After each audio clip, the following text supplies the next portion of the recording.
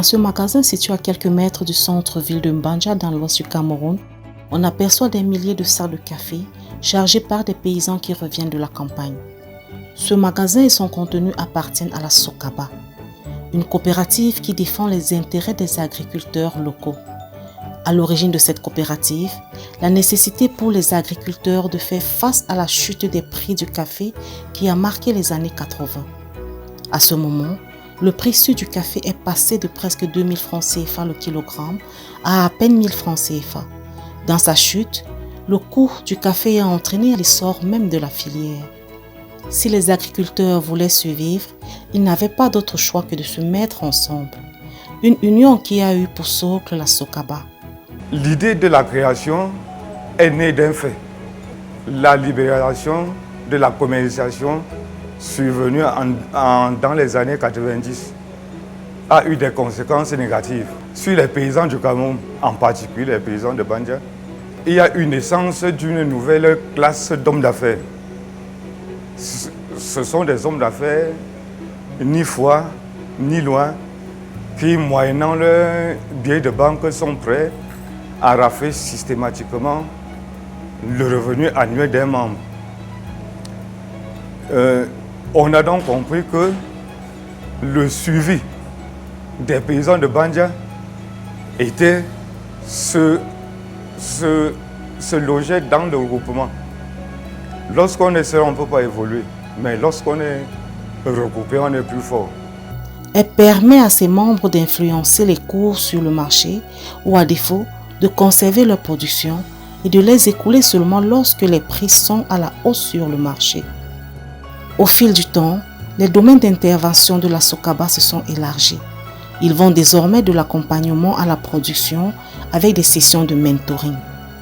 Offre à ses membres d'énormes facilités d'accès au crédit ainsi que des intrants et s'étend jusqu'à la vente avec des possibilités de réaliser des avances de vente sur la base des stocks de production. Les planteurs viennent déposer le café et on leur donne les avances sur dépôt. Donc, ayant sondé déjà le prix du café sur le terrain, donc quand vous déposez un sac, si sur le terrain, le café c'est 20 ou 25 000, on va vous donner l'avance sur dépôt de 20 000 francs. Et après, lorsqu'on aurait groupé le café, parce que la vente groupée est mieux que la vente individuelle, on vient donc, on enlève la différence et on reverse aux planteurs. Un modèle qui visiblement marche et attire de plus en plus des agriculteurs.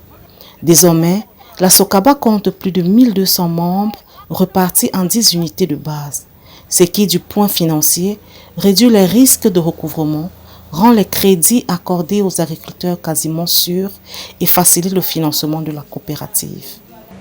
Puisque l'engouement, au fil des jours, grandit, c'est tout le monde qui comprend qu'on doit s'adhérer à la coopérative.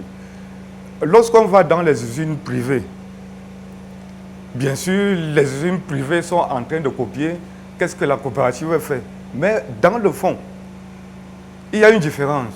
Parce que dans la coopérative, c'est le membre qui vend lui-même le produit. Lorsqu'on collecte les produits, lorsqu'on les traite, on fait l'appel d'offres et c'est tous les planteurs qui sont là. Celui qui assiste à la vente est déjà prêt lorsqu'il rentre de savoir que dès demain, là, je viens chercher tel montant par rapport au kilo, au nombre de kilos qu'on m'a décortiqué. Grâce à la Sokaba, ce sont des milliers de familles qui parviennent à envoyer leurs enfants à l'école et à leur offrir une vie décente. Une initiative qui met en commun les moyens de la communauté et qui contribue à sortir des familles tout entières du vicieux cercle de la pauvreté.